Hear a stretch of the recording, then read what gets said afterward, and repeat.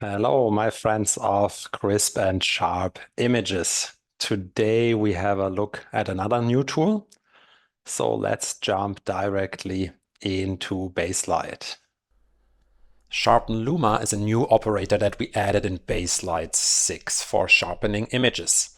It is located in the spatial submenu of the operators. But before we have a closer look at Sharpen Luma, let's compare it first to the existing sharpening operators in Baselight. And the most obvious one is the regular sharpen tool. Here I'm applying it with a gain of 2.0 and the rest are the default settings.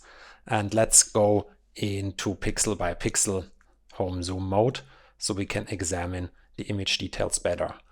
The problem with the regular sharpen tool and also other sharpen tools is that if we apply it too heavily, it creates these ringing artifacts. You can see it here at that border. Also here at the bottom of the image, we have that text border here. You can see that gray white line around it because it applies to sharpening also to high contrast edges, or basically to every contrast edge.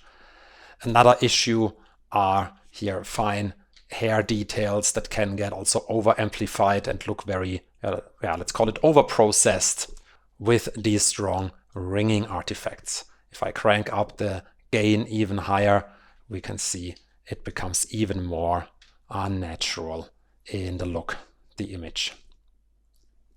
Okay, let's put that back to a gain of 2.0 and compare it to a texture equalizer of the highest frequency of 2.0. Because if you're familiar with Baselight, you would say, yeah, let's use the texture equalizer, which is much more advanced than the regular sharpen tool.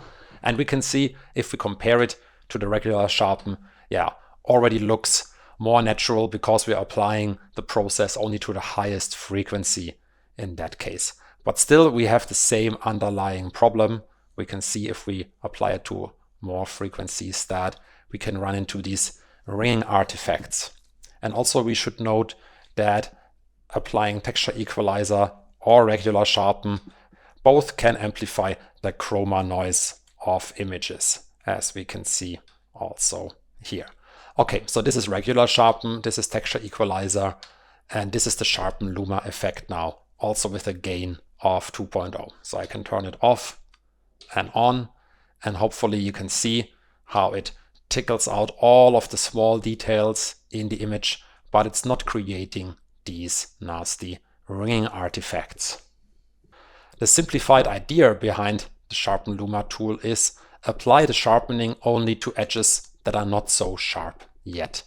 Technically, we are not sharpening high contrast edges that much. And we're applying the sharpening only to the achromatic, let's call it luminance channel. And therefore, if I turn it on and off and we watch the chromaticity diagram here, we can see it's not amplifying chroma noise.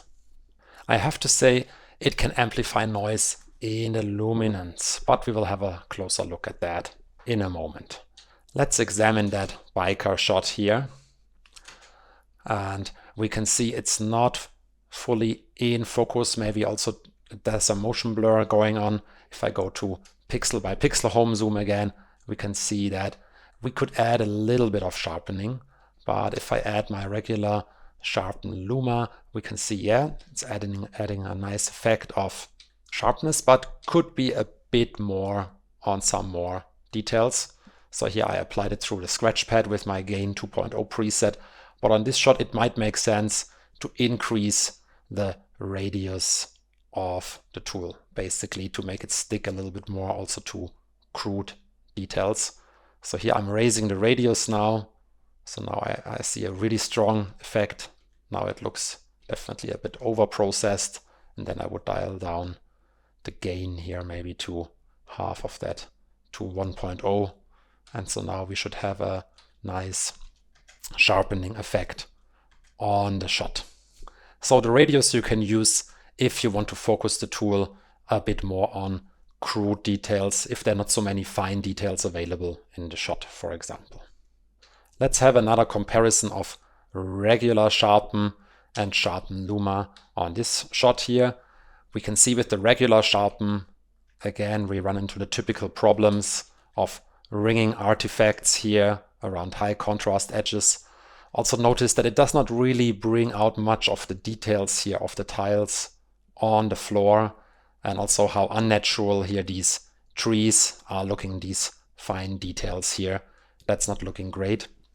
So let's switch over to Sharpen Luma. So this is my default with the same gain in Sharpen Luma.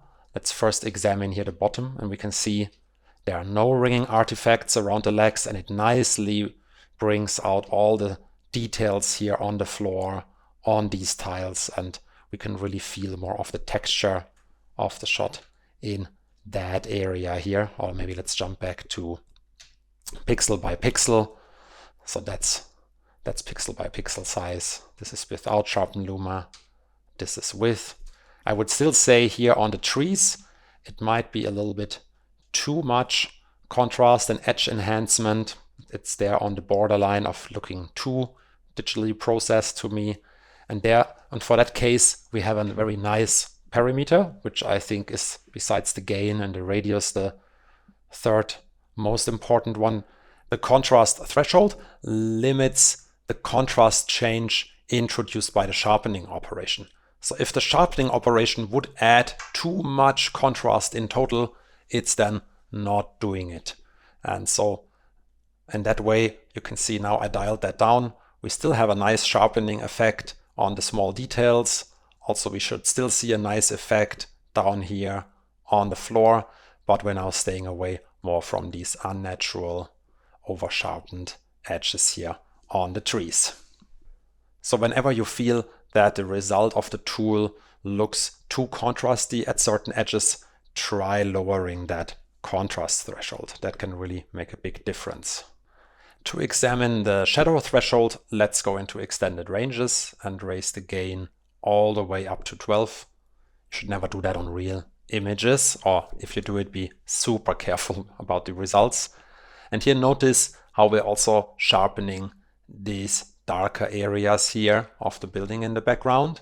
And with the shadow threshold, we can steer the sharpening operation away from the dark areas of the image. So now if I raise the shadow threshold, we should notice that now we're not applying sharpening here in the darkest areas anymore. So if you notice that you're amplifying too much noise in the shadows, for example, you can try this slider here. So let's apply my preset here one more time with the gain of 2.0. Go to 1 by 1 pixels and see the result here. So this is the result with the default settings, just gain on 2.0. If we lower the contrast threshold a bit, we still get a very nice sharpening effect. Let's move on. If I apply here a regular sharpen, again, we can see the typical problems, ringing artifacts around the edges. And here with Sharpen Luma, it looks much more natural and still applies a lot of perceptual sharpness. But this shot here is heavily compressed. So if we go in and crank up the gain even more, we can see here some compression, DCT, macro block artifacts appearing, because the tool can really bring out the smallest details that are encoded in images. And these were details that this lossy compression considered small enough, but now our tool is bringing them out. So this is something that you should definitely avoid. And in that case, we should never apply so much sharpness of gain 4.0. But there's also a slider to reduce these kind of artifacts. It's the noise threshold. This one steers the tool away from very small contrast differences that are typically noise, or in this case, these are these compression artifacts. So if I raise the noise threshold and then reduce my sharpening gain, then I should still come to a point where we're applying a significant amount of sharpness to the image, but we're avoiding amplifying these compression artifacts too much.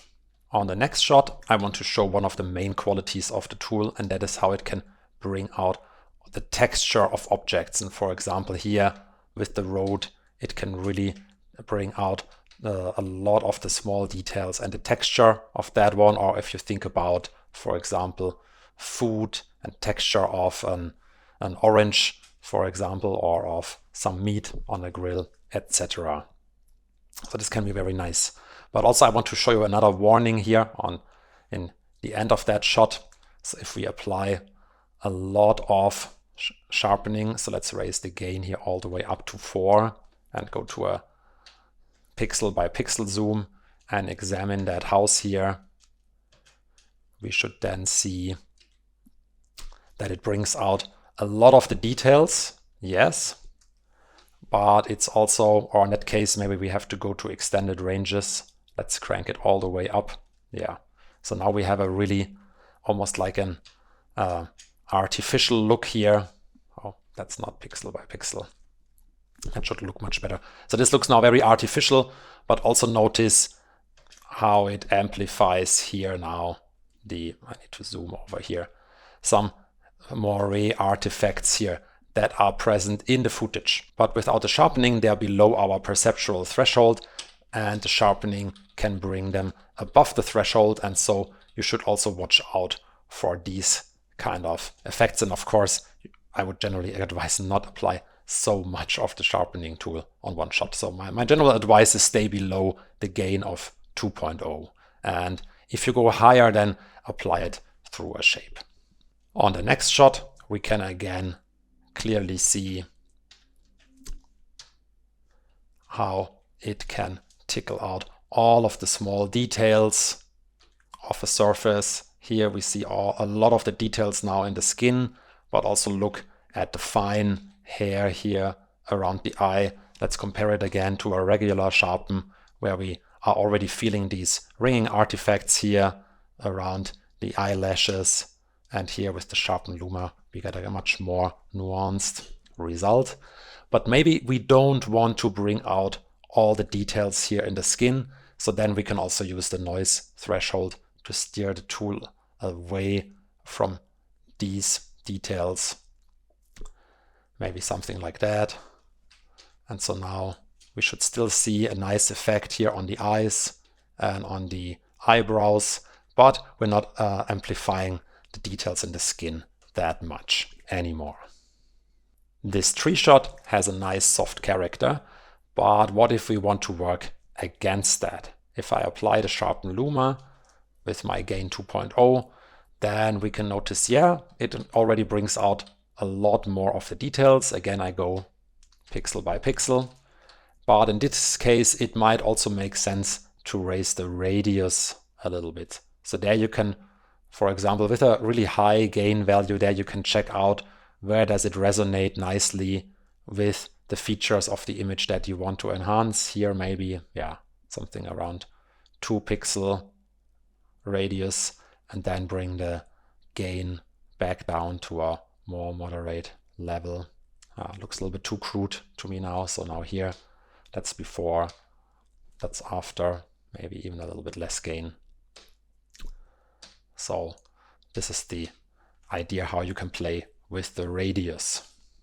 I don't use the anamorphic slider typically. This slider focuses the tool more on the vertical direction or more on the horizontal direction. So now it's fully horizontal at 2.0. So if I bypass it, we can see, so now it's applying the sharpening only in the X direction. This is something that you can play with. On the next shot, we want to draw the attention of the viewers to that oil painting here on the top. So if I apply my Sharpen Luma, we can see, yeah, that is already working nicely. Again, I go to pixel by pixel so we can examine the effects a little bit better. So that's without, that is with, yeah, that already helps. So let's increase the effect for a moment. But if I apply more and more, we can see, so now we're also bringing out more and more details everywhere here in the image, also here in the background, of course. So now we could say we raise the shadow threshold. We can then steer it away from the darker areas there in the background, but then we're also sharpening less the darker parts of the painting. And so the idea here would be to apply the Sharpen Luma through a shape, which is still a valid technique similar to the older existing sharpening tools. So if I apply a shape, then I would add a rectangle here, do a little bit of feathering, and now we have a nice effect of directing the viewer's eye to the oil painting. That's before, that's after. And in the next shot, we jump in closer to the oil painting. And here the Sharpen Luma also has a nice effect, because here it nicely brings out all the texture of the canvas of the painting. This is before, this is after, and yeah, see how it brings out nicely that texture of the canvas. And also if I step through the image, you can see there's not much noise here, amplified. If you see too much amplification of noise somewhere, then you can always try raising the noise threshold, steer it away here with the shadow threshold, or for example, directing the tool more through a shape or a key, etc. Okay, these were my examples for Sharpen Luma. One typical question regarding sharpening is the relevance of the existing sharpening tools, like the normal sharpen tool and the texture equalizer. And texture equalizer I see still as relevant as before, because it's still the go-to tool to shape the spatial quality of your look. So I see it also heavily as a look development tool. You can really build basically the spatial look of your show. The classic sharpen tool I see less relevant now that we have Sharpen Luma, but I still see two major use cases for it. One is it's more crude. So when you have a really, let's say, hopeless cases with really blurry shots, the Sharpen Luma, it's a more nuanced tool, and it works more on the details. If there are no details at all in the shot, then maybe on some cases when you have a shape and then you crank up the values of the traditional sharpen really high, you might get to a, let's say, better result. It will never be perfect in these cases, but that's something that you could still try. The other case is applying the sharpen in the negative range. Also the Sharpen Luma, when you go to extended ranges, you can apply a negative gain. I would never go below -1, because then it introduces some weird effects in the high frequencies. But also in general, I would, for these cases, if I want to take out artificial sharpness from existing shots, then I would use the regular sharpen with the negative gain, and then add the sharpness maybe back with the Sharpen Luma. This is also one technique that you can keep in mind. And one thing that I forgot to show is, maybe let's quickly jump back into Baselight, is that the Sharpen Luma is color space aware. So on this shot, if I apply my regular sharpen preset, and let's crank up the gain a lot so that we see some kind of effect here. And if I change the stack color space, which is the working color space of the shot here between T-log and linear IGAMO 2, you can see it has a different effect on the image. So the regular sharpen tool is not color space aware, or is not color managed, whereas if I apply the Sharpen Luma and do the same exercise, jumping from T-log to linear IGAMO 2, you can see we get the same result, because Sharpen Luma works in its own optimized color space. All right, that's it for this one. So see you for the next session. Bye-bye.